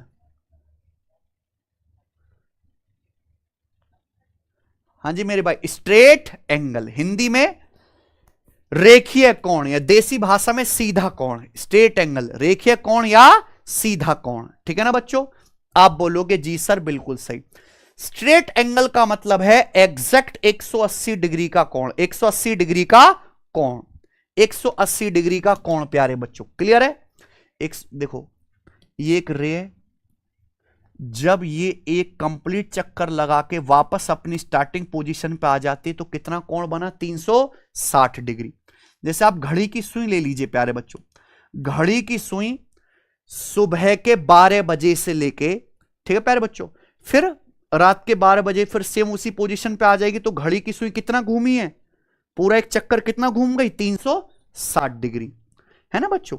और 360 का आधा ही क्या कहलाएगा? 100। ये पूरा राउंड 360 डिग्री, लेकिन पूरा राउंड ना लेके मान लीजिए कि एक किरण इधर जा रही है पॉइंट ओ से इधर दिशा में, है ना, पूर्व की तरफ, और एक इधर जा रही है प्यारे बच्चों। ठीक है बच्चों? तो ये दोनों जो किरण हैं, ध्यान से सुनेगा, इन दोनों के बीच में इधर रेड कलर की है और इधर ब्लू कलर की है, इन दोनों के बीच में ये जो एंगल बन रहा है, ये एंगल कितने डिग्री का बनना है? 180 डिग्री का, 180 डिग्री का। इसे ही बोलते हैं स्ट्रेट एंगल। क्या बोलेंगे? Straight angle. समझ में आया प्यारे बच्चों? आप बोलोगे जी सर बिल्कुल सही। तो प्यारे बच्चों ये दो किरण हैं ओ ए और ओ बी, इनका स्टार्टिंग पॉइंट सेम है पर विपरीत दिशा में। ठीक है बच्चों? एक पूर्व की तरफ, एक पश्चिम की तरफ, तो इनके बीच में जो एंगल बनता है वो क्या होगा? 180 डिग्री। समझ में प्यारे बच्चों? 180 डिग्री यानी कि 360 डिग्री का आधा। ये वाला जो कोण है 180 डिग्री का है प्यारे बच्चों, एक स्ट्रेट एंगल है, सीधा एंगल है। समझ में आ गया आपको मेरी बात? है सचिन? चले आगे चलते। अगला कॉन्सेप्ट, अगला और आखिरी कॉन्सेप्ट है आपके सामने रिफ्लेक्स एंगल। रिफ्लेक्स एंगल प्रतिवर्ती कोण भी कहते हैं, या बढ़िया नाम जो है इसका वो है, क्या नाम है रिफ्लेक्स एंगल का? बताइए। रिफ्लेक्स एंगल हिंदी में हम लोग इसको कहते हैं बढ़िया वृत्त कोण। क्या होता है ये? वृत्त कोण। रिफ्लेक्स एंगल हिंदी में वृत्त कोण। 180 डिग्री से बड़े और 360 डिग्री से छोटे जितने भी एंगल हैं वो क्या कहलाते हैं? रिफ्लेक्स एंगल कहलाते हैं। 180 डिग्री से बड़का और 360 डिग्री से छुटका जो एंगल होगा रिफ्लेक्स एंगल कहलाएगा प्यारे बच्चों। ठीक है ना? अब ये 180 डिग्री ये दिख रहा है प्यारे बच्चों, दो रे बिल्कुल आमने सामने होगी सीध में, कितना एंगल बनेगा? 180 डिग्री।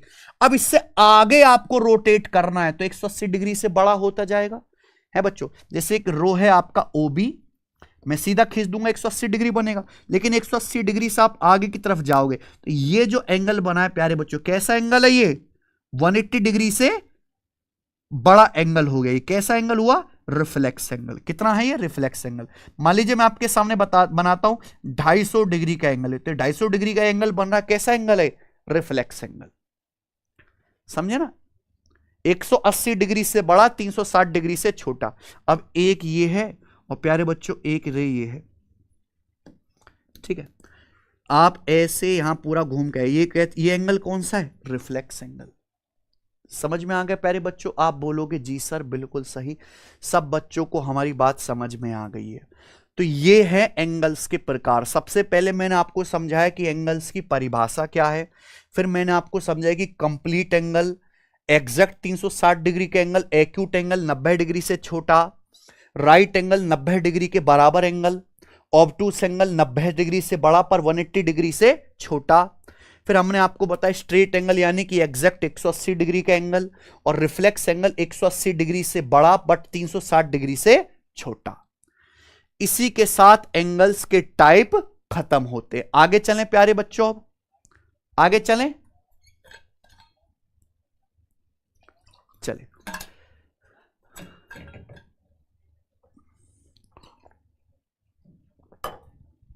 चलिए प्यारे दोस्त, अगला और आज की क्लास का आखिरी कंसेप्ट है, सब लोग अपनी कॉपी में डालेंगे, कॉम्प्लीमेंट्री एंगल्स। कॉम्प्लीमेंट्री एंगल्स जिसे हम लोग हिंदी में कहते हैं पूरक कोण, कॉम्प्लीमेंट्री एंगल जिसे हम हिंदी में कहते हैं पूरक कोण। दूसरा है सप्लीमेंट्री एंगल्स जिसे हम कहते हैं हिंदी में संपूरक कोण, संपूरक कोण। समझ में आया? कॉम्प्लीमेंट्री एंगल्स जिसे हिंदी में पूरक कोण कहते हैं, सप्लीमेंट्री एंगल्स जिसे हम संपूरक कोण कहते हैं। देखो यहां पे एंगल नहीं कह रहा मैं, क्या कह रहा हूं? एंगल्स।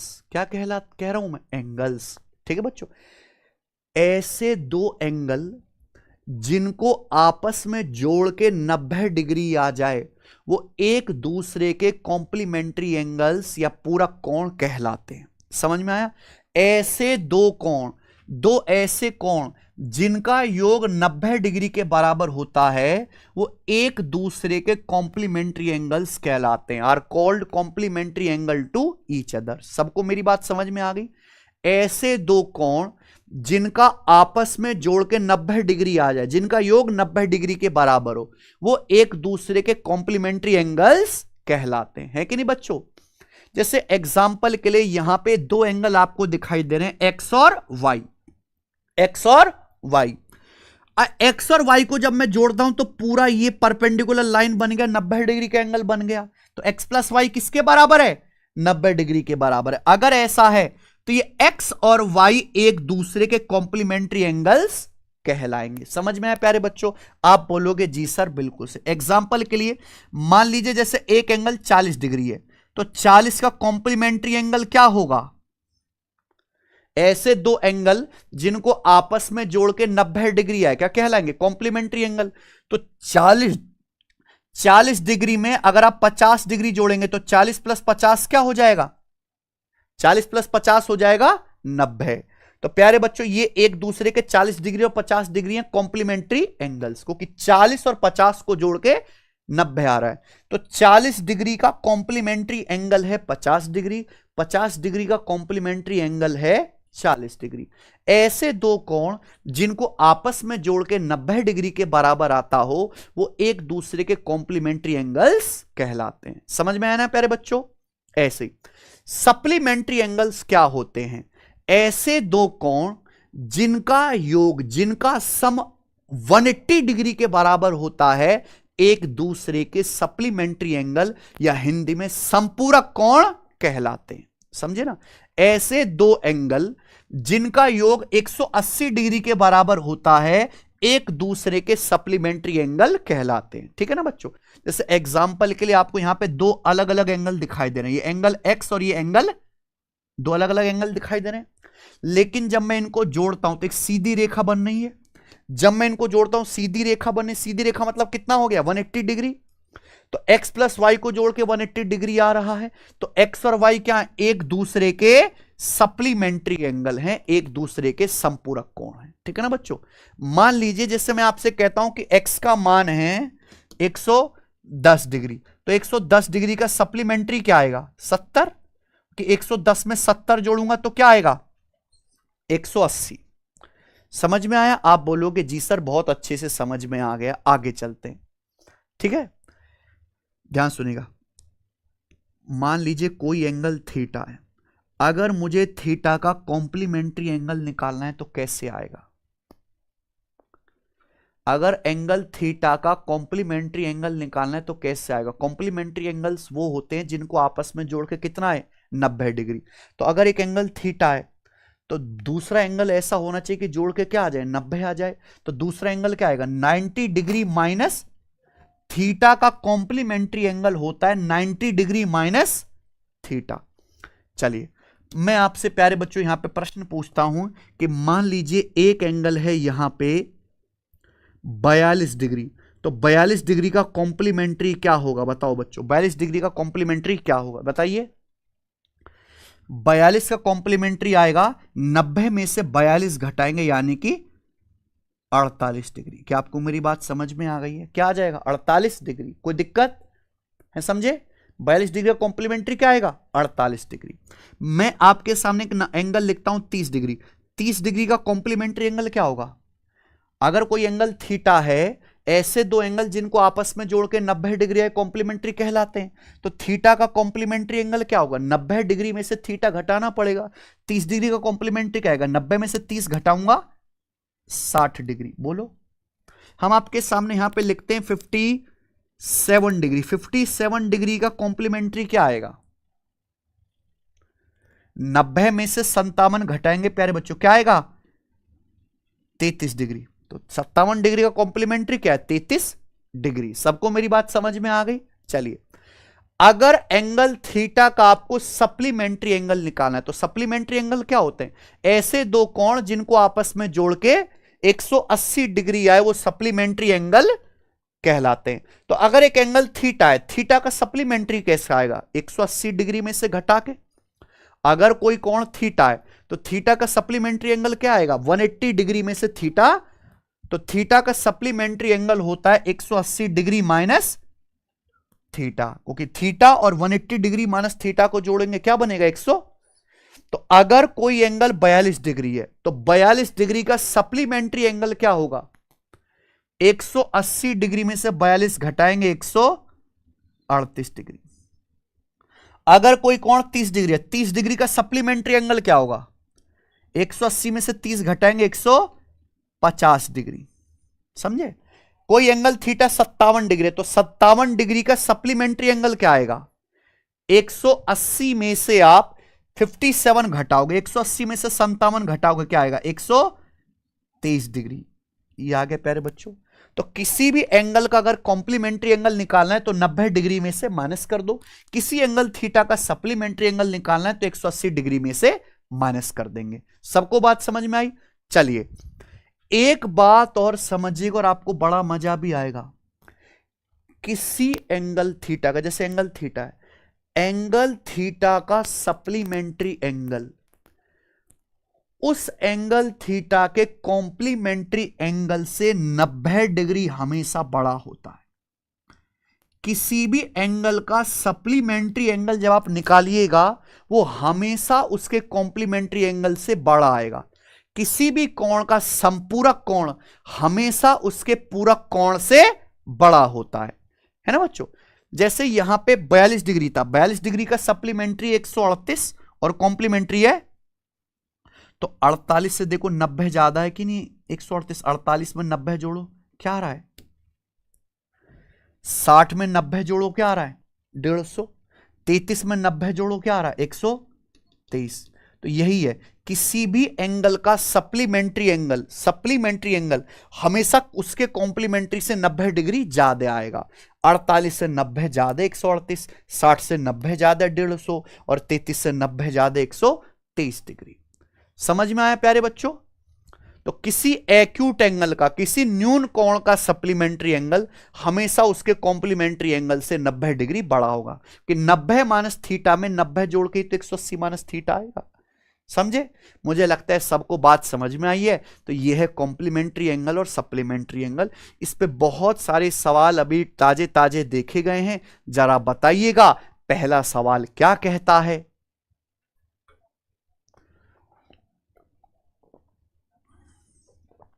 हाँ, एक्यूट एंगल की बात कर रहे हैं प्यारे बच्चों, है ना। अगर कोई न्यून कोण थीटा है तो उसका कॉम्प्लीमेंट्री एंगल होगा 90 minus theta, supplementary angle 180 degree minus theta. बताइए प्यारे बच्चों,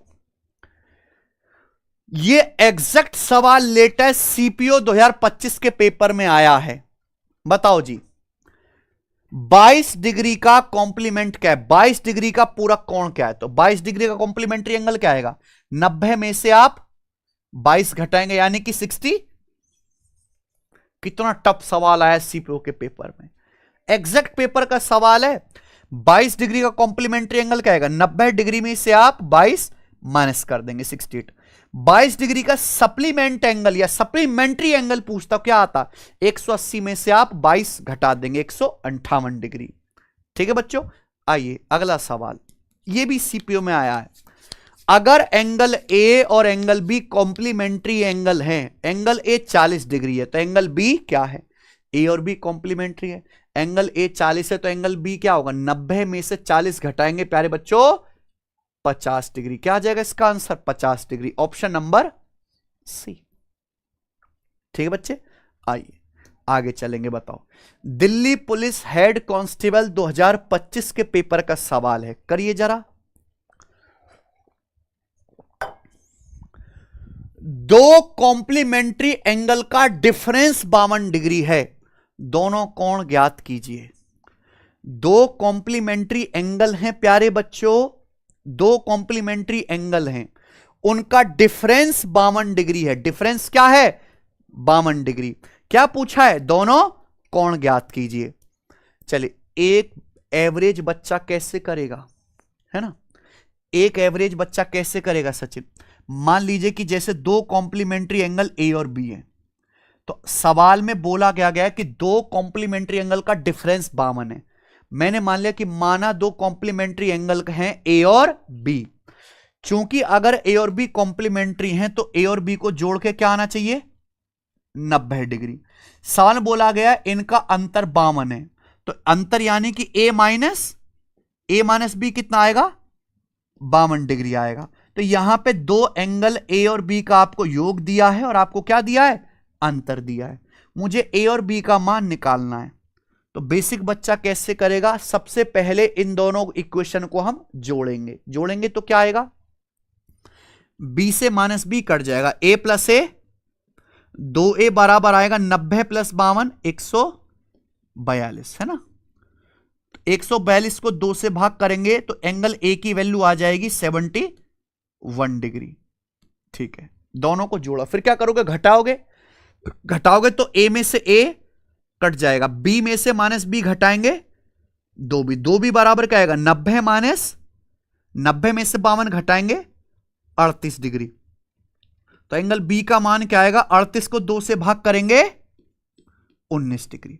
तो एंगल ए और एंगल बी की वैल्यू आ गई, समझे ना बच्चों, 71 डिग्री और 19 डिग्री। कौन सा ऑप्शन है, डी ऑप्शन है। यह है बेसिक तरीका। आगे चलते हैं, यह है बेसिक तरीका जो आपको सिलेक्शन से दूर ले जाएगा। स्मार्ट बच्चा कैसे सोचेगा मेरे भाई, स्मार्ट बच्चा दिमाग लगाओ।